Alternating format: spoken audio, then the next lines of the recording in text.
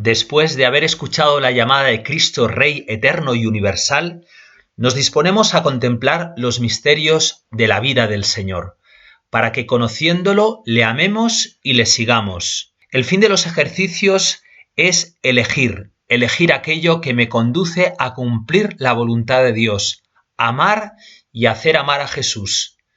Esta elección debe estar precedida por un proceso de purificación por un lado y de enamoramiento, purificación de mis intenciones, acciones y operaciones, de todos mis pecados, pero también de los desórdenes que hay como consecuencia de mis pecados. Y por otro lado, de enamoramiento, de amor apasionado hacia la persona de Jesucristo. Solamente podemos hacer la voluntad de Dios si nos encontramos con Jesús como una persona viva, como un corazón que me ama y me sigue amando. Solamente puede elegir aquel que tiene experiencia del amor personal del Señor. Y para empezar, ponemos nuestra mirada en el pórtico de los misterios de la vida del Señor, la encarnación del Hijo de Dios en las entrañas purísimas de la Santísima Virgen. Dios se hace hombre para que los hombres podamos vivir la vida de los hijos de Dios. Si hay una verdad que hoy quizás más que nunca es necesario afirmar, es esta: Dios se ha hecho hombre, Dios se ha encarnado. El Concilio Vaticano II de la Constitución Apostólica Gaudium et Spes nos decía que el misterio del hombre solamente se esclarece verdaderamente a la luz del misterio del Verbo encarnado. Por tanto, cuando no aparece esta luz, la verdad del hombre aparece desdibujada y muchas veces incluso se pone en peligro el misterio del hombre, como vemos en tantas leyes que se están imponiendo, profundamente antinaturales, verdaderamente inhumanas. El Papa San Juan Pablo II, en un discurso que dirigió a los dominicos el 28 de junio de 2001, hacía ya una reflexión sobre este aspecto de la necesidad y la importancia de la encarnación con una clarividencia profética. Decía así el Santo Padre: la nuestra es una época que niega la encarnación de numerosas formas prácticas, y las consecuencias de esta negación son claras e inquietantes. En primer lugar, la relación individual con Dios se considera puramente personal y privada. Así Dios elimina del proceso que gobierna la actividad social, política y económica. Esto a su vez se traduce en una gran merma del sentido de la capacidad humana, ya que solo Cristo revela plenamente las grandiosas posibilidades de la vida humana. Cuando se excluye o se niega a Cristo, nuestra visión de los objetivos humanos se tambalea.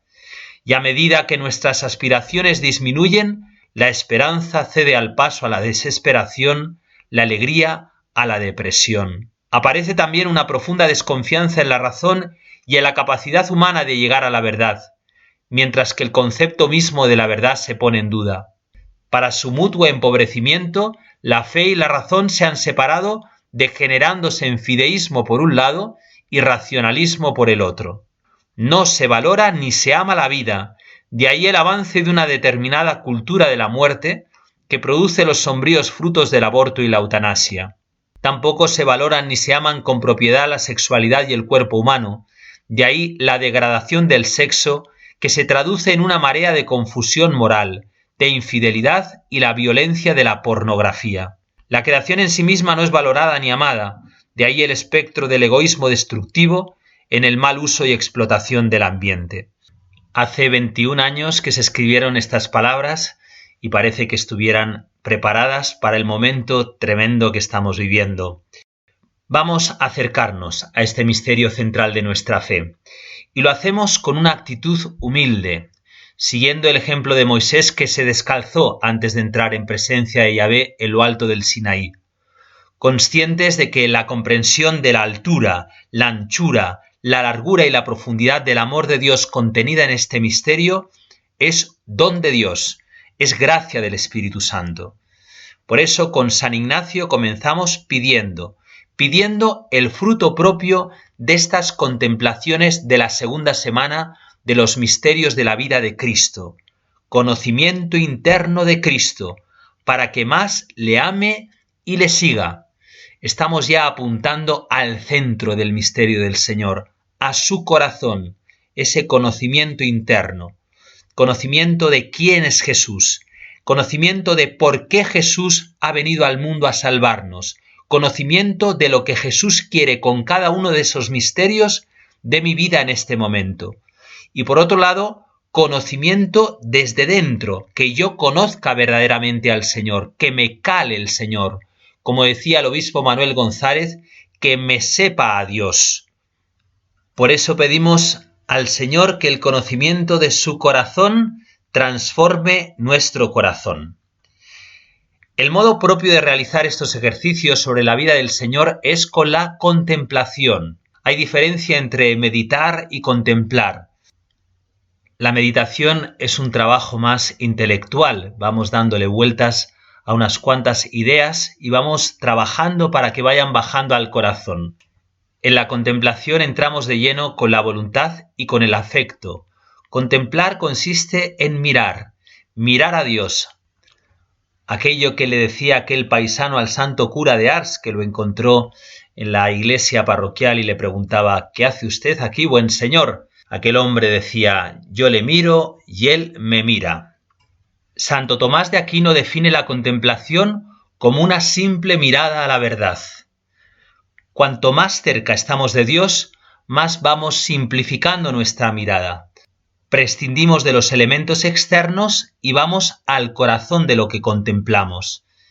Esa mirada simple, propia de la contemplación, produce una transformación interior por la que podemos llegar a decir: ya no soy yo, sino Cristo quien vive en mí. Dios nos ha mostrado el rostro de su Hijo amado Jesucristo para que, contemplándolo, nos unamos a Él y vivamos su misma vida divina. Vamos a escuchar la narración de la Encarnación en el Evangelio para detenernos luego en algunos puntos de este pasaje. Al 6º mes fue enviado por Dios el ángel Gabriel a una ciudad de Galilea llamada Nazaret, a una virgen desposada con un hombre llamado José, de la casa de David. El nombre de la virgen era María. Y entrando le dijo: alégrate, llena de gracia, el Señor está contigo. Ella se turbó por estas palabras y discurría qué significaría aquel saludo. El ángel le dijo: no temas, María, porque has hallado gracia delante de Dios. Vas a concebir en tu seno y vas a dar a luz un hijo, a quien pondrás por nombre Jesús. Él será grande y será llamado Hijo del Altísimo, y el Señor Dios le dará el trono de David su padre. Reinará sobre la casa de Jacob por los siglos, y su reino no tendrá fin. María respondió al ángel: ¿cómo será esto, pues que no conozco varón? El ángel le respondió: el Espíritu Santo vendrá sobre ti, y el poder del Altísimo te cubrirá con su sombra. Por eso el que ha de nacer será santo y será llamado Hijo de Dios.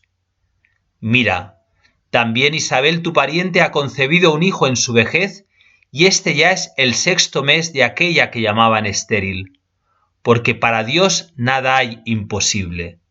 Dijo María: he aquí la esclava del Señor, hágase en mí según tu palabra. Y el ángel, dejándola, se marchó. San Ignacio nos da unas pautas para esta contemplación y nos invita a utilizar los sentidos internos: ver, oír, mirar. Ver en 3 planos. En primer lugar, ver el mundo con los hombres. En segundo lugar, ver a Dios. Y en tercer lugar, ver a María. Lo mismo hacer con el sentido del oído, para acabar con una mirada contemplativa a lo que sucede en la tierra antes de la encarnación, en el cielo, en el momento en el que Dios determina que su Hijo se haga hombre, y en el corazón de María, en el momento en el que el ángel le anuncia que va a ser la Madre de Dios, y ella acoge en su corazón al Verbo convirtiéndose en tabernáculo del Altísimo. Se trata de ver, de oír y de mirar desde los ojos de Dios, desde los oídos de Dios, desde la mirada de Dios. Pensemos en la mirada que Dios dirige a la humanidad, esa humanidad herida como consecuencia del pecado. San Ignacio nos invita a contemplar la diversidad de los hombres. Unos lloran, otros ríen, unos están sanos, otros están enfermos. También lo que dicen, cómo bendicen, pero también cómo maldicen. Y en tercer lugar, mirar cómo hay hombres que matan, que hieren, que van al infierno. Pensemos en la mirada que Dios dirige a la humanidad. A cualquier padre que contempla al hijo de sus entrañas venir a la madrugada tambaleándose a causa del alcohol o de la droga, se le parte el corazón, ¿no? ¿Cómo se le tiene que partir el corazón al Señor cuando contempla nuestra rebeldía contra Él y las consecuencias a las que nos han llevado esta rebeldía? Tanto sufrimiento, calamidades, enfermedades, odios, envidias, guerras. Conocí a un sacerdote que había trabajado directamente con Mel Gibson en la película de La Pasión y me contó que desde el punto de vista técnico la escena que les costó más fue la de la muerte del Señor y concretamente el momento en el que desde el cielo cae una lágrima sobre la tierra. Si a estos artistas les costó diseñar la lágrima de Dios, ¿cuánto le costó a Dios la muerte de su Hijo? ¿Cómo le cuesta a Dios la muerte de sus hijos? Quien ama a Dios, por tanto, no se puede acostumbrar nunca a un mundo que vive sin Él. Y necesariamente, como fruto de este amor, a Dios y al mundo tiene que derramar verdaderas lágrimas de dolor. ¿Cuál es la reacción de Dios ante el mal del mundo? Ante el desafío que le lanza el hombre desde la tierra con su rebeldía, con su pecado. Parece que la reacción de Dios debía ser la que tenemos nosotros muchas veces, pues ahí se las arreglen todos, suprimirlos y se ha acabado. Pues no, Dios no reacciona así. Conozcamos internamente la reacción de Dios, el corazón de Dios, para reaccionar nosotros como Él. La reacción de Dios es: hagamos redención sobre el género humano, y el Verbo se hizo carne y habitó entre nosotros. Es increíble. Hasta los ángeles se asombran de tanto amor de Dios. Si cuando Jesucristo lloraba en la tumba de Lázaro, los que estaban presentes decían: mira cómo le ama, cuando ven al Verbo de Dios dar este salto hasta la naturaleza humana, los ángeles deberían de exclamar: mira cómo les ama. Solo el amor puede explicar esto. Contaban de San Francisco de Asís, que iba con 2 palos saltando y bailando por las praderas de Asís, y se encontró a Jesús, que le preguntó: Francisco, ¿te has vuelto loco? Y Francisco, sonriendo, mirando a Jesús, le dijo: no, el que te has vuelto loco eres tú, Jesús. Te has vuelto loco de amor haciéndote hombre para salvarme a mí. Cuando se explica el pecado de los ángeles, algunos han llegado a decir que el pecado consistió en no querer servir a un Dios que se hacía hombre. Así lo describe el poeta inglés Jokin en unos apuntes que tiene sobre los ejercicios. Él pinta con gran vigor cómo el Verbo de Dios sale engalanado del cielo, acompañado de toda su corte de ángeles, maravillosa porque va a celebrar sus bodas. Y caminando se desvía un poco del camino y entra en una barraca pobre, destartalada, y allí se encuentra una joven sucia, fea, y va a desposarla. Es la imagen de la humanidad. Y al ver esto los ángeles, algunos de ellos se retiran diciendo: non serviam, yo no puedo servir a un Dios que se abaja hasta ese punto. Esos ángeles se convirtieron en demonios porque no aceptaron la humildad de Dios. Dios nos ha mostrado en el misterio de la encarnación cuánto nos ama y nos ha mostrado cuál es el rasgo del amor.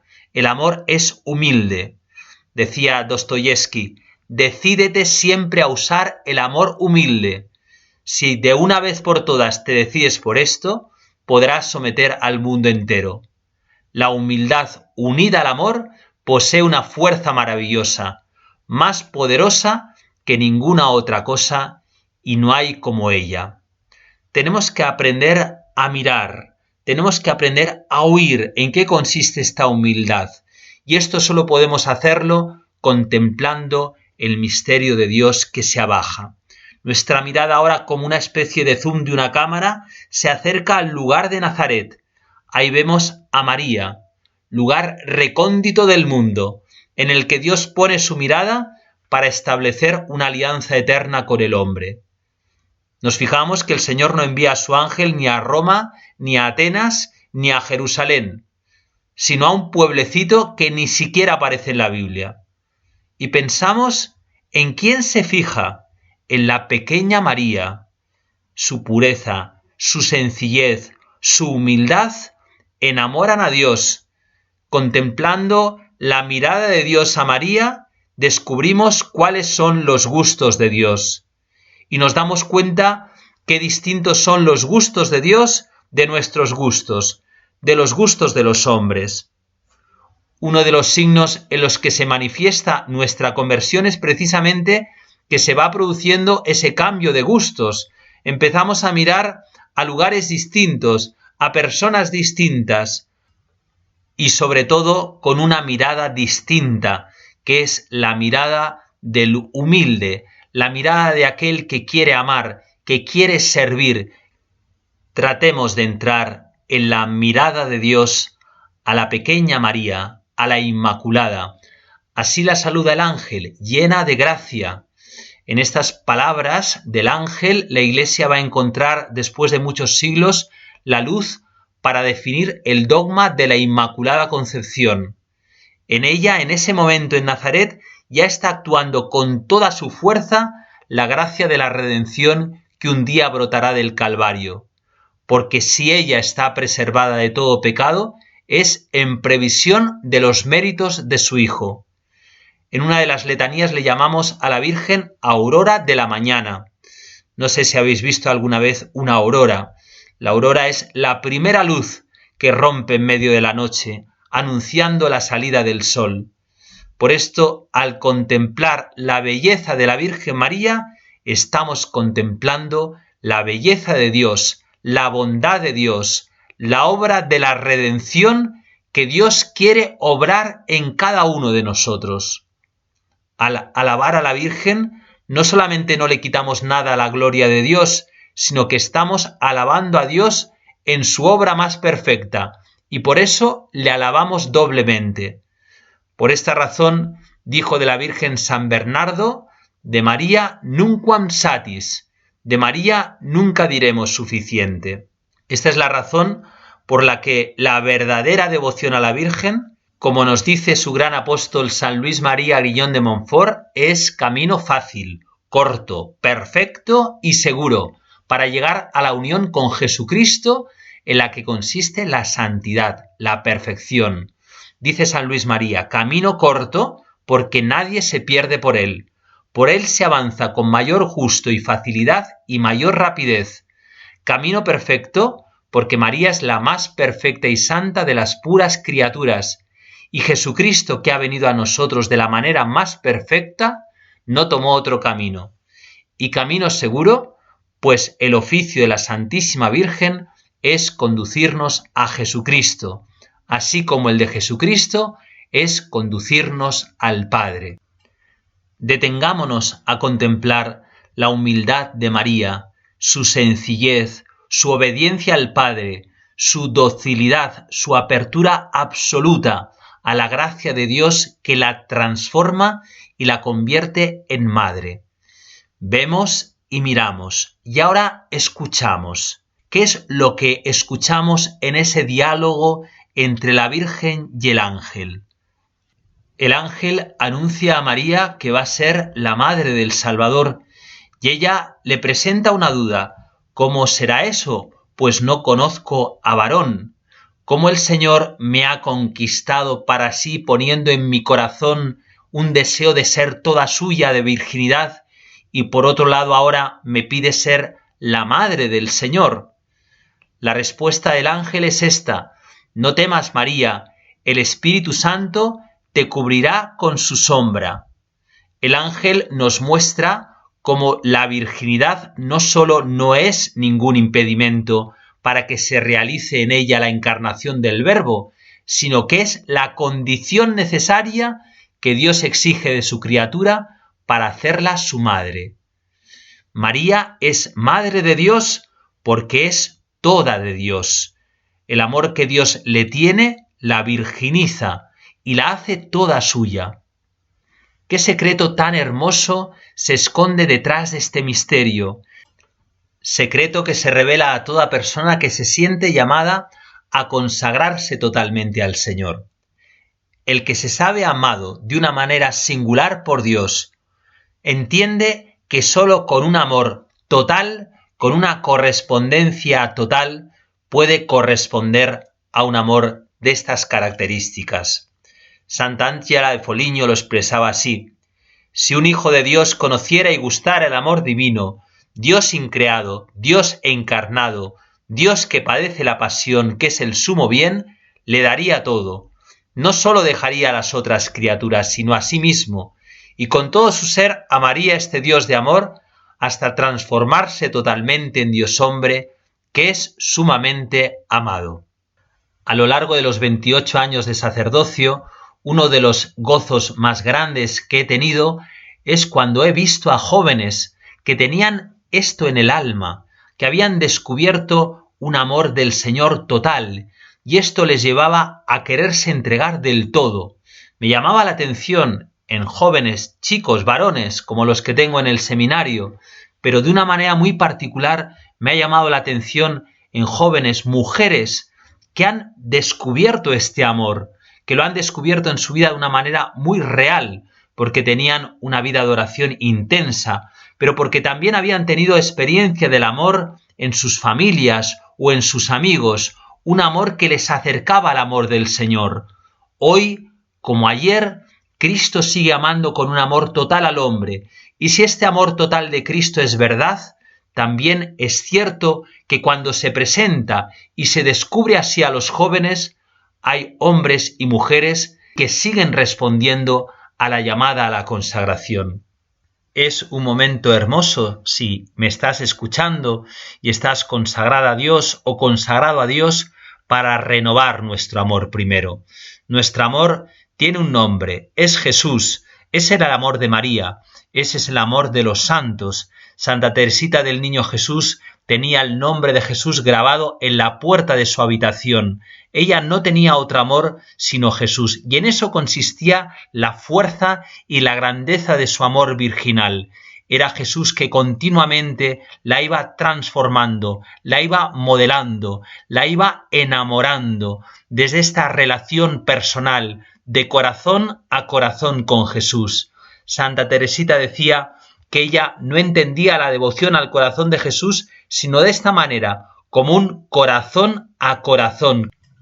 Este amor de los santos, este amor de la Virgen María, en la que se encuentra el fundamento de toda virginidad consagrada, también ofrece una luz preciosa para vivir la vocación en el seno del matrimonio. El amor en el matrimonio cristiano no consiste en amar al otro al lado de Dios, sino amar a Dios en primer lugar, cumpliendo en todo su voluntad, para luego amar de verdad al otro. ¿Supone esto amarse menos? No, porque se ama con la fuerza del amor de Dios, que es lo único que le hace exclamar al amante: la fuerza con la que te amo no es distinta de aquella por la que existes. Cada uno recibe al otro no como regalo con el que me quedo, sino como regalo que tengo que ofrecer. Esto nos invita a pensar que los esposos deben de vivir esa virginidad del corazón, alimentada por el deseo de ser todo de Dios, para ser uno en Dios. Esa es la meta a la que tiene que tender el matrimonio cristiano. Por eso, si estás casado, si estás casada, mira también a María. Pídele ese amor virginal a Jesús, virginal al Señor, para que puedas amar verdaderamente a tu esposo y a tu esposa, haciendo de tu vida una ofrenda agradable al Señor. Este amor tiene que ir creciendo día a día hasta que el Señor llama a una entrega total. Esa entrega total llega también en el matrimonio, cuando llega la enfermedad del hijo, los problemas en el trabajo. En este sentido, no hay que esperar a que el otro responda del todo. Cuanto más se acerque uno a Dios, más se acercará al otro. Y este amor de caridad no solo no excluye las ternuras de la tierra, sino que las desarrolla al máximo. La admiración, la compasión, la fortaleza y la dulzura, la generosidad, la humildad, la exigencia, la paciencia, el amor de caridad que se debe de vivir en el matrimonio, fruto de la infusión del Espíritu Santo en el corazón del esposo y de la esposa, va eliminando la concupiscencia, aún a las tendencias de la personalidad, las asume, las purifica, las toma a su servicio y les comunica la imperiosa necesidad de comunicarse. Esto nos lleva a sacerdotes, religiosas, matrimonios célibes, a hacer nuestras aquellas palabras de San Bernardo: mira la estrella, invoca a María. Miremos a la Virgen, especialmente en los momentos de oscuridad, en los momentos que nos parece que nuestra vocación se apaga, nuestra vocación al amor, en la vida consagrada, en el matrimonio. Cuando miramos a María, se enciende de nuevo en nosotros la luz, el deseo de vivir amando y hacer que el amor sea conocido y amado. Nos fijamos ahora en el momento central de la historia en la que el Verbo se hizo carne. Miramos, oímos, vemos, como nos dice San Ignacio. Todo el cielo está pendiente del sí de María. Ella, movida por la gracia de Dios, consiente en ser su madre y lo hace diciendo esta palabra: hágase. La palabra hágase no es la palabra exacta que dijo la Virgen. La Virgen dijo amén, dijo sí al querer de Dios, dijo que sí que quería lo que Dios quería, como Dios lo quería, cuando Dios lo quería. La iniciativa la lleva siempre Dios. Ella consiente en aquello que Dios le pide, dejando a Dios actuar en ella. Este momento definitivo de la historia de la salvación viene a ser expresión del misterio de cómo actúa la gracia en nosotros, nos precede, nos acompaña y finaliza verdaderamente nuestro consentimiento, pero necesita nuestro consentimiento. Misterio tremendo, como dice San Agustín: el que te creó sin ti, no te salvará sin ti. Por esta razón vemos en el amén de María, por una parte, la misericordia de un Dios que llama a colaborar a su criatura, y por otra, la docilidad y la entrega de la esclava del Señor que deja hacer en ella su obra. Dejar a Dios hacer en nosotros su obra. Mirando a María, se lo pedimos a ella, se lo pedimos al Espíritu Santo, que dejemos actuar la gracia de Dios en nosotros, para que, como dice una de las oraciones colectas más bellas del año litúrgico, nuestras obras comiencen en Dios como en su fuente y tiendan a Él como a su fin. Para ayudarnos en la contemplación de este misterio de la Encarnación e introducirnos en ese corazón de María en el que la palabra se hizo carne, nos cogemos de nuevo de la mano de Santa Teresita del Niño Jesús, de su magisterio, de su enseñanza sobre la Virgen María. No le gustaban a Santa Teresita las predicaciones de su tiempo sobre la Virgen, porque se ensalzaban particularmente aquellos privilegios de María que la ensalzaban por encima de todas las criaturas. El alimento espiritual de Santa Teresita es el Evangelio, y por eso cuando mira a María, la ve siempre tal como nos la muestran las páginas del Evangelio, en sus virtudes ordinarias y sencillas, que para nuestra santa la hacen admirable, amable e imitable. Mirando a la Virgen en el Evangelio, contemplándola en el misterio de Nazaret y de la Encarnación, descubrimos el caminito que Santa Teresita nos ha enseñado. Y a su vez, el conocimiento y descubrimiento del caminito nos hacen cercana e imitable a la Virgen María. Lo vamos a ver considerando las características de este caminito y también acudiendo a uno de los testimonios más hermosos de Santa Teresita sobre la Virgen, su poesía ¿Por qué te amo, oh María? El caminito, que para Santa Teresita es el camino de la santidad, exige 4 actitudes: la humildad, la confianza, el abandono y el amor. La humildad, que en Santa Teresita es consecuencia de una doble experiencia. En primer lugar, el deseo de llegar a ser santa, a llegar a ser una gran santa. Y por otro lado, la experiencia de su impotencia. A pesar de mi pequeñez, ¿cómo aspirar a la santidad?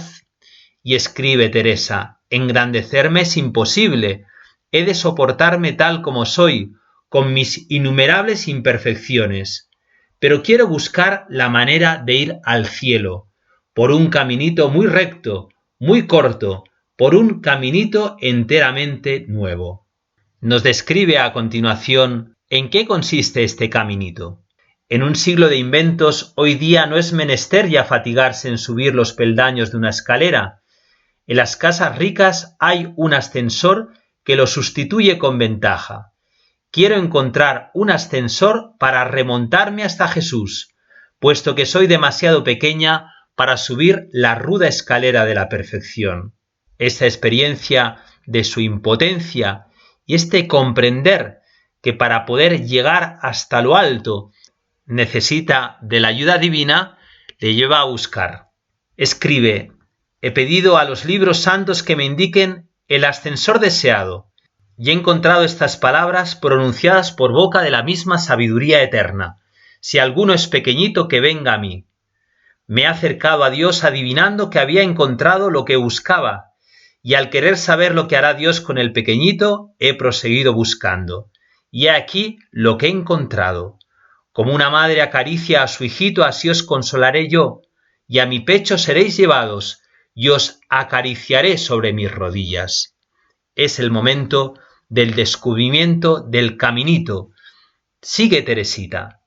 Nunca me habían venido a alegrar mi alma unas palabras tan tiernas y tan melodiosas.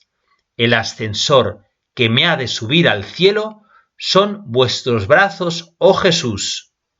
Llegado a este punto, Santa Teresita nos va a describir cómo se alcanza la santidad, cómo se recorre el caminito.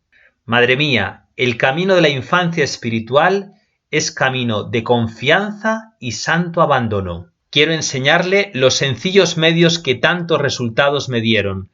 Decirles que solo debemos hacer una cosa: obsequiar a Jesús con las flores de los pequeños sacrificios, ganarle con caricias. Así le conquisté yo y por eso seré bien recibida en el cielo. Humildad, confianza, abandono y amor, que se expresa, como vemos, en los pequeños sacrificios, en pequeñas obras hechas por amor. El caminito es una actitud permanente ante Dios, la actitud del niño. Para Teresita, recorrer el caminito es permanecer siempre niño delante de Dios. Lo describe con estas características: es reconocer su nada, esperarlo todo del buen Dios, como un niño pequeño lo espera todo de su padre. Es no inquietarse de nada, no buscar fortuna. Ser pequeño es también no atribuirse a sí mismo las virtudes que uno practica, creyéndose capaz de alguna cosa. Antes bien, reconocer que el buen Dios pone este tesoro de la virtud en mano de su pequeño hijo para que se sirva de él cuando lo necesite. Pero siempre es el tesoro del buen Dios.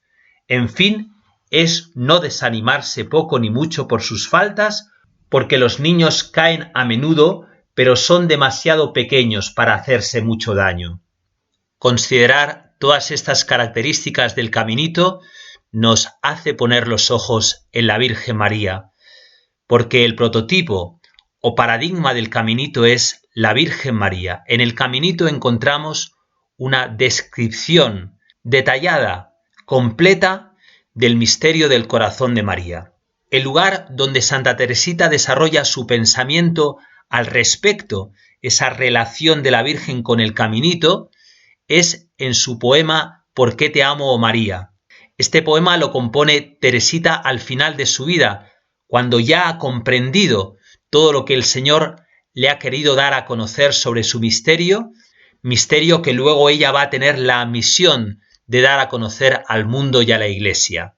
Este poema comienza por confesar su sintonía con la Virgen en el primer peldaño del caminito, que es la humildad. Junto a ti, María, me gusta permanecer pequeña. Esta pequeñez se realiza, se desarrolla en la vida, en las virtudes ordinarias, a diferencia de los grandes santos que llevaron una vida cuajada de actos heroicos y relumbrantes.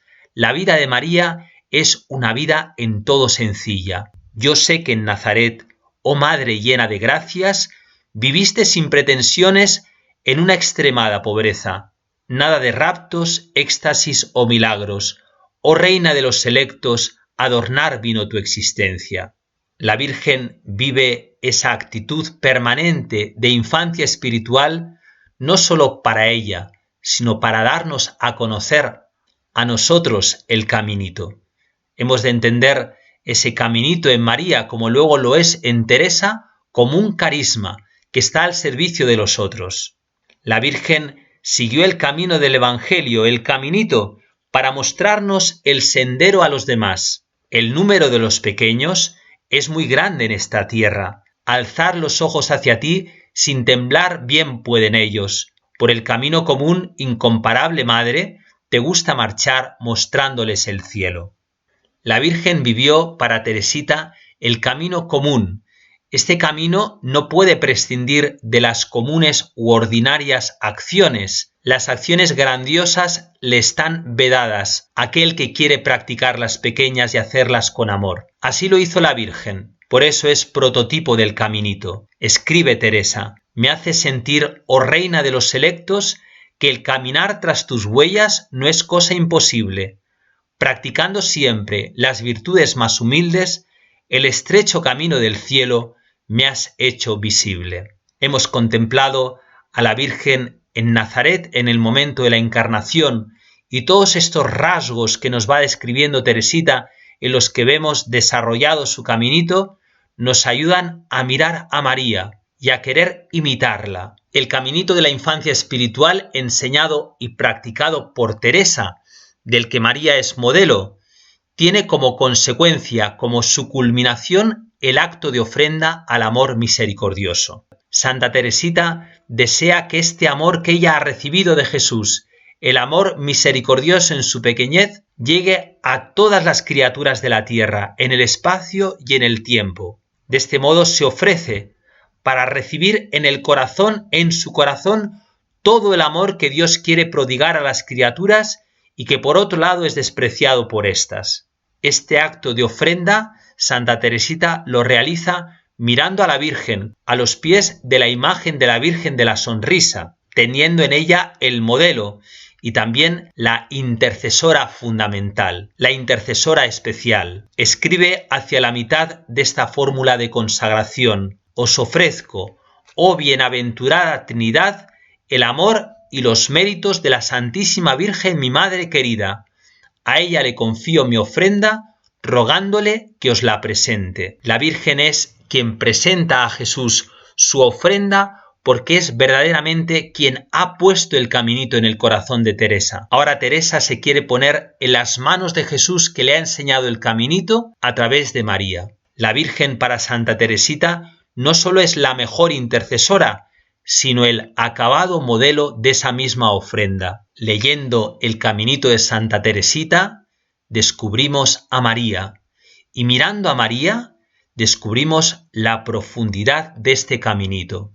En el caminito y en el acto de ofrenda al amor misericordioso vemos reflejado el sí de María, el amén, ese camino que ella recorrió desde Nazaret hasta la cruz, ese camino que la Virgen quiere recorrer en cada uno de nosotros. Mirando a María con los ojos de Santa Teresita, acabamos nuestra meditación diciendo: hágase en mí según tu palabra.